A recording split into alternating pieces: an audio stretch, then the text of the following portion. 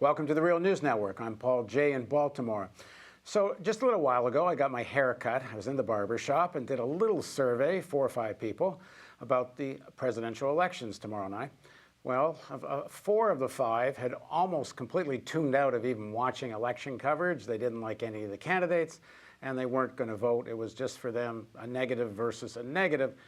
They weren't aware of, or barely aware of, third-party candidates, Jill Stein from the Green Party or Gary Johnson from Libertarian, and they had basically tuned out. One person, again, also a choice between negatives, didn't like Clinton or Trump, but was going to vote Clinton because he felt Trump was more a danger. He was African-American. So a lot of people are making this choice in this election, wondering if one is more dangerous than the other. Of course, Clinton has her fans who think of her positively, and same thing for Trump. But a lot of people are not in either of those camps. They're just holding their nose one way or the other. But we're going to discuss in this interview, or discussion, debate, whether in fact one is more dangerous than the other.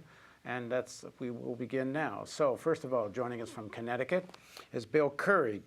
Bill is a columnist for Salon.com, Daily Beast, and he was White House counselor to President Clinton. Joining us from the suburbs of Atlanta in Georgia is Bruce Dixon. He's the managing editor of the Black Agenda Report and also co-chair of the Georgia Green Party. Thanks very much for joining us, gentlemen. Great to be here. So, Bruce, could I start with you? Green Party has been making the case, Jill Stein and others, that there's either no difference between Clinton and Trump, or in fact, sometimes make the case that maybe Clinton's more dangerous. What is your take on this?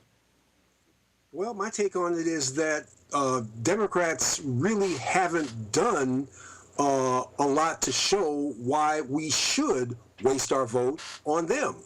The only thing that we've heard from the Hillary Clinton camp and from national Democrats and local Democrats that I know is what a horrible boogeyman, what a horrible racist, incompetent, clownish, thieving buffoon, all true, Donald Trump is. And all of that can be true without being a good reason to vote for Hillary Clinton, which kind of explains why you got the kind of reaction you got in the barbershop just now. I mean, after all, our elected Democrats haven't done anything to raise wages. They haven't done anything to rein in killer cops and runaway prosecutors. They haven't done anything to rein in the national security state. They haven't done anything to stop the foreign wars that we're bombing, 7 countries now? Democrats were chiefly responsible for the bank bailout. So Democrats really don't have a lot to recommend themselves positively for people to just have a reason to vote for them. So they've been doing what they always do, I guess, is just concentrate on what a horrible, incompetent, racist, buffoon, boogeyman their opponent is. Right. And he couldn't have been a better opponent for them if they had picked him. Bill? Well, I agree with a lot of things that Bruce just said, but let me just make 2 points in defense of my own emphatic vote tomorrow morning for Hillary Clinton. One, Trump isn't just a clown. This is a fascist. One of the few public services he's performed is to restore the word to the working vocabulary of American civil discourse. And there are people who are confused about this. He took a couple of Bernie-like positions over time, but of course he doesn't mean anything he says. But a fascist can be for or against global trade or universal health care or the Iraq war. It's not an ideology in that sense. It's more nondescript in terms of issues. What a fascist is somebody who incites followers to violence. It's somebody who demonizes and defames minority groups. It's someone who uses the instruments of government to oppress their opponents and to quash dissent. It's hyper-nationalism. It's grandiosity. When you go down the list of any textbook definition of fascist, Donald Trump checks every box. He may not be Hitler, but he's sure within shouting distance of Mussolini. So one of the reasons I'm casting my vote tomorrow is that I simply believe it's the sacred duty of every citizen to kill fascism in its crib. the second reason, if I just say it quickly, and we can come back to it if you like, Paul, is that I really do believe that for progressives, this is the right move. The question isn't whether Hillary Clinton, it's not just about whether Hillary Clinton checks enough boxes. She doesn't, actually. The question is, which of these outcomes is better for our movement? Which is more empowering of progressives? I hear some say that they think they'll be better off with the Trump presidency because it will spark a populist revolt. I heard that when Reagan was elected, and it took 40 years to get to Bernie Sanders. I personally think that if we wake up the next day after this election and Donald Trump is president, that millions of progressives will be so embittered and despondent, the democracy will look so destroyed that many people will, I believe, exit the civic life of the country to seek different ways to make the world better. If Clinton is elected, in many ways we'll have her where we want her. I think she's smart enough at least to know that. And I think that a debate can begin of the kind, we should have had from the beginning about where this country's going. You want to respond, Bruce? You can't be a fascist without the backing of the ruling class.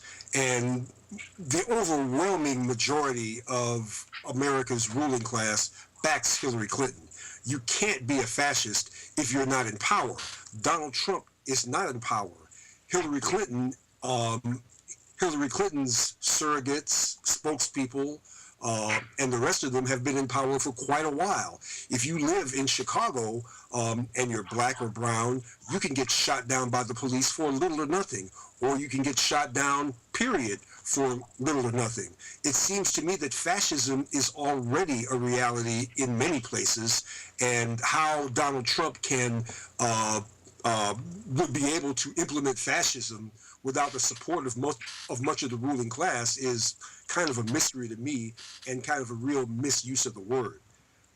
It's a very accurate use of the word, Bruce. And just for the record, before they held power and without any support of the ruling class, Hitler and Mussolini were both fascists. You don't have to have power, and you don't even have to have the support of the ruling class. You just have to be willing to exert that power once you have it over the ruling class and everybody else. Okay, and I get that there are great deficiencies in the Democratic Party, which is why I want to go after it from within, and I think why I think it's the better strategy. But to say that, for instance, just to take the questions, the one that you raised, you talked about the civil liberties and civil rights of people of color. If you don't get that they're better off under Hillary Clinton than under Donald Trump, I think you're in denial. And in this election, I'll just say there are two things that happen whether we like it or not. I know that it's, for some reason, bores progressives to hear it, but the Supreme Court matters. One Trump appointment to the Supreme Court and Citizens United is enshrined forever. Two, Roe v. Wade dies. And along with it, all meaningful regulation of commerce, and a vast panoply of basic civil rights. And the second thing is climate change. I think it's real. I think Bill McKibben's right. I don't think we have 5 years. You put into office, again, Obama's record on this is highly mixed, and Hillary's not as good as Obama on climate change as it happens. Donald Trump says he'll rip up the Paris Accord and bring back coal. If that happens, the future of our own species, let alone thousands of others, is imperiled. If that happens, as I look at the models and I look at what's happening in climate change across the world, I don't think we have 2 presidential terms to get back on track here. So again, at least there's a chance here to start a better discussion, a real discussion with real power. Our leverage over Trump will be non-existent. Our leverage over Hillary Clinton, I'll just say less. In the 1990s, Bill Clinton held the Democratic Party together by force of personality. In the last 8 years, Donald Trump did the exact same thing. The person holding it together right now, Barack Obama did the exact same thing. The person holding it together now is Donald Trump, not Hillary Clinton. And she doesn't have the force of personality to do it, and the time has passed for it anyway. The question is, what shape will the progressive movement be in the next morning? If we have truly elected, if we've really told ourselves that pay-to-play politics is the same as fascism, and thus elected a fascist, I think we'll be shamed by the memory of it. But if we've got her in office, We've got somebody with whom we have tremendous leverage, and we have a movement that's ready to go. I think this could be about to be, if we have an independent progressive movement, this could be the beginning of one of our best eras. Bruce, some people are arguing for a swing state strategy. I'm sure most of our viewers know what that is. To vote green, generally the suggestion is for progressive voters, vote green outside of swing states. And swing states, if you think your vote might actually make a difference, hold your nose and vote for Clinton. What do you think of that swing state strategy? And also be free to respond to anything Bill just said as well, of course. We'll first go for that swing state or so-called safe state strategy. A safe state strategy is backward and upside down if you're running a third party. A safe state strategy says that you want to be irrelevant, you want to be impotent, and you want to continue to be impotent, and that you want the two corporate parties to really decide how the outcome of this and every election. A safe state strategy, a swing state strategy basically bows out every time you're in a position to make a difference. So it's backwards, it's upside down, and the Green Party enthusiastically and emphatically all across the country repudiates anything like that. We're not about that. There may be some people who claim that they're green who are about that, but our party is not about that, and the great majority of us are not about that. As for us being able to hold Hillary's feet to the fire, there really are no legal ways in this country to hold the feet of elected officials to any fires. Those ways do not exist. If there aren't people in the streets, then it is what it is. And people ought to be in the streets whether Donald Trump is president or whether Hillary is president. And really, I don't believe that the race may be tightening a bit, but I really don't believe. I kind of share the opinion of Julian Assange that Trump is just too irresponsible from the point of view of other members of the ruling class for them to allow him to be in office. I think that in large part his candidacy was forced upon us because he would be the easiest candidate for Hillary to beat. Not because of anything good Hillary is, but just because he would lend fuel to arguments exactly like those that Mr. Curry has just made, that he's the devil, and of course, anything is better than the devil. Bill? Actually, I don't have a theology. I just said he was a fascist. But and that's enough for me. Listen, Bruce, I respect, so many things you've said, and I agree with so many things you said. But by the way, to people taking it to the street, that is one of the ways you have leverage on Hillary Clinton. I believe that one of the things that's happened to the left in my lifetime is that we lost our faith in the power of ideas. And the power of ideas is in really the power of public opinion. There came a point not so long ago that the institutional left, especially in Washington, D.C., the labor movement, a lot of the old line environmental groups, they traded the politics of pressure for the politics of access. They were better off when their relations with the Democratic Party were at arm's length. And I believe that people have had a good look at Clinton and at the hierarchy of this Democratic Party. I think we're at a time in which we can reestablish the independence and thus the political vitality of the left in America. But Bill, the question is how you do it. Go ahead. Bill, that's nonsense, because we have just seen what happens when Democrats get elected. When Democrats get elected, other Democrats refuse to criticize them. Okay? Barack Obama did all kinds of ugly things. Deepwater Horizon busted open when Barack Obama was president. Now, this is the president who supposedly recognized that there is such a thing as climate change, whereas his Republican opponents did not. But Barack Obama concealed the extent of the leak, lied about the extent of the leak. Then he used the Navy, the Air Force, and the Coast Guard to ban reporters and scientists from flying over the leaked areas. He federalized local law enforcement so that you couldn't even approach a beach where the stuff was going on. And then afterwards, he made sure that any fines levied against BP would only be levied against their holdings in the Gulf, not their worldwide holdings. You know, and this was at a time when he still had both houses of Congress, when he had a whopping majority in both houses of Congress, and not one regulation, not one rule change has happened to make it more difficult for this kind of thing to happen again. And he's granted thousands and thousands of offshore leases, deep water fracking leases, and what have you ever since. So this is the difference between the party that recognizes climate change and the party that doesn't recognize climate change. It's just words. And you're pretending, you want us to pretend, Bill, like we should take those words seriously. We know we cannot take those words seriously, and the record of our elected Democrats shows that we cannot take those words seriously. Barack Obama said that he was for nuclear disarmament, too. We know what that means. And he got a Nobel Prize for nothing, and I didn't hear Democrats speaking out against it. He's launched a program that will spend $1 trillion updating the nuclear arsenal. Okay, when Bush's bailout came before Congress, Bush's bailout failed because the Congress was majority Democrat. Barack suspended his campaign for a week and spent a week in Washington, D.C. on the phone flipping Democrats to vote for the Bush bailout. So the Bush bailout was actually the Obama bailout. Did they relieve homeowners? Did they? Or did they relieve the banksters and the crooks who crashed the...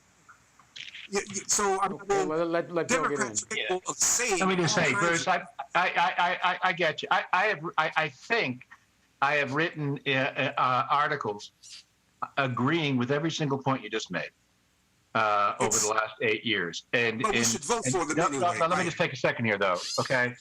I get that. I also want to just say two things to you. First of all, conspiracy theories that he was secretly conniving, or the piece about the Republicans picked Trump because he was the one that the ruling class picked Trump because he was the one Hillary could beat. When the right brings up conspiracy theories, it upsets me, and it upsets me even more on the left.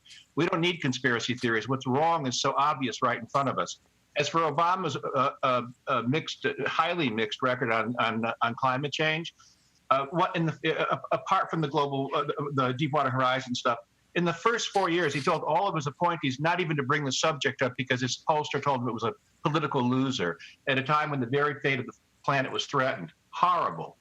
Even when he ran and may have had his own campaign saved by an East Coast storm, he still didn't want to talk about it. In the last 3 years, he's gotten better.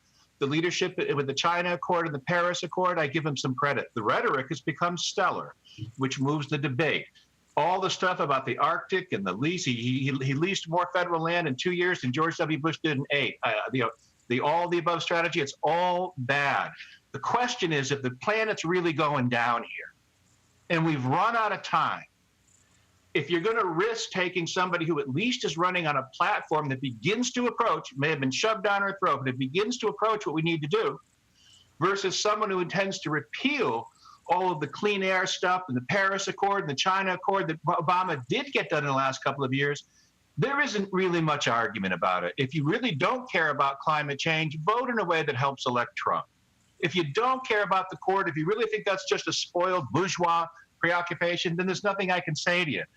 But the third thing is, and I know this goes to the heart of how we both approach what I think are pretty common goals, I don't think the independent party path has worked for us.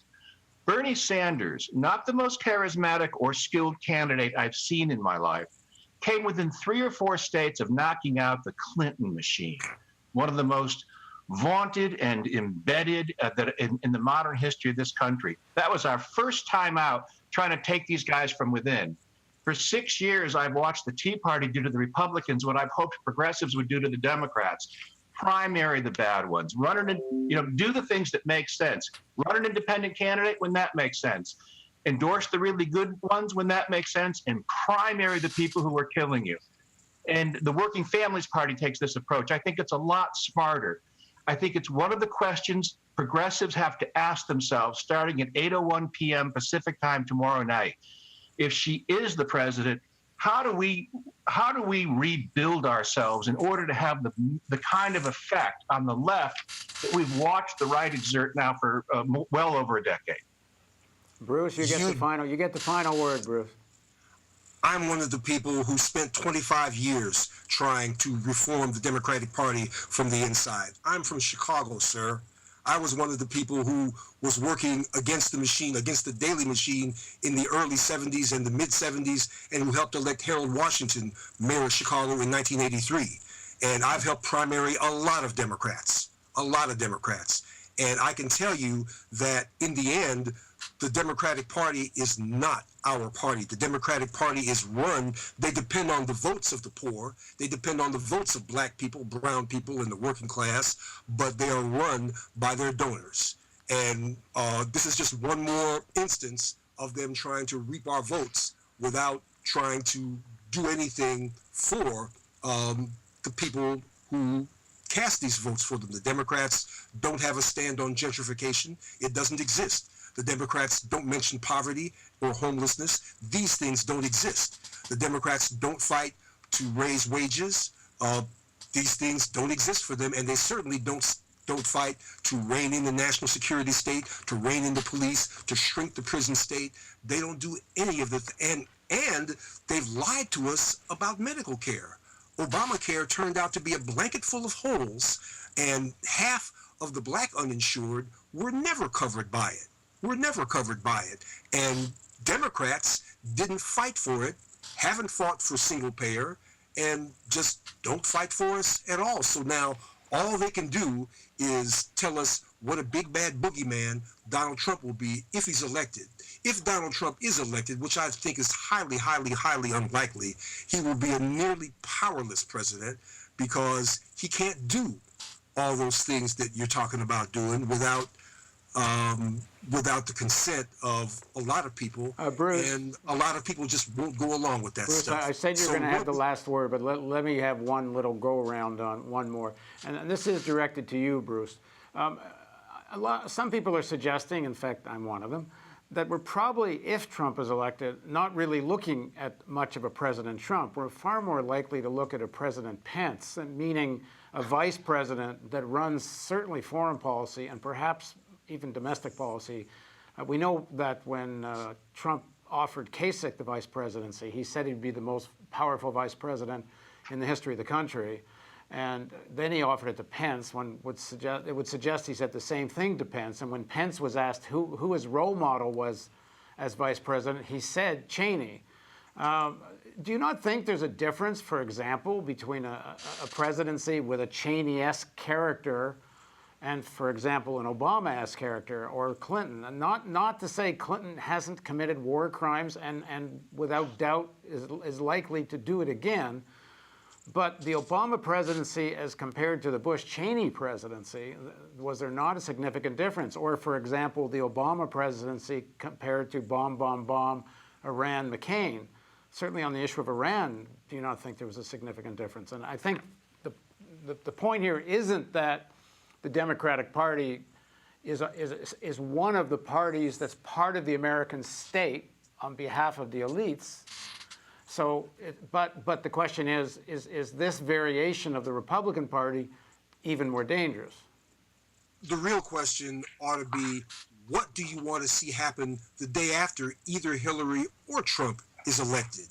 Do you want to see the left still firmly locked in and locked down behind and underneath the control of people who answer to the Democratic donors? Or do you want to see the beginnings of an independent, self-funding, self-aware, and self-financing left-wing party in this country? That's what we're aiming for in the Green Party. We're aiming to get 5% of the vote across the board in this country so that we can be better funded. Our ideas are at least as powerful as Bernie's. Our problem is that media is largely controlled by corporations that will not allow our ideas in front of people. So we're operating at a huge handicap there. But the question is, what do you want to see on November 9th, on November 10th. If you want to see the beginnings of an organized left independent of the one percenters that fund the Democratic Party, then support the Green Party, vote your hopes, not your fears. Bill, what do you make of that? That you're constantly, if one talks about the need to stop the far right, that you never do build an independent movement. I once had a conversation with some leading trade unionists. In fact, one was a president of one of the larger national unions, his political advisors.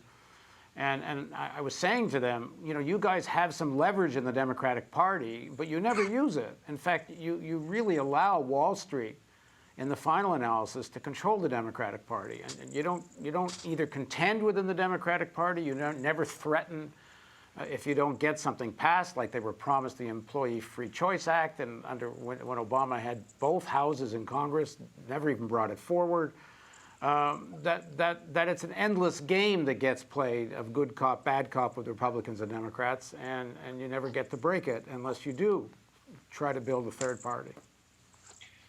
And I just, as many of my friends in the Green Party are saying these days, it doesn't have to be a binary choice.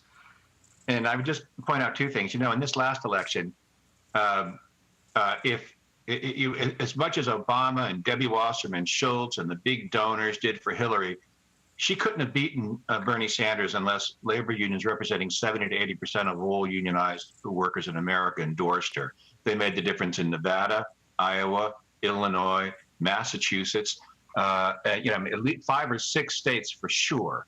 And if Sanders had taken them, the old Democratic Party would be gone now.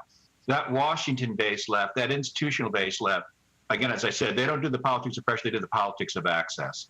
We need to build for all the talk of the rise of the right in the last 30 years. Nobody looked as hard at the implosion of the left.